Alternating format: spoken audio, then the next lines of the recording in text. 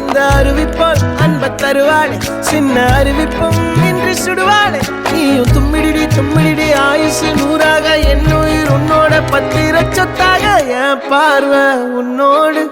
உன் பொம்மை கண்ணோடு பேசாமல் விண்ணோடு நாம் மிதந்து போவோம் காதாரா அடியாளோ நான் தாங்க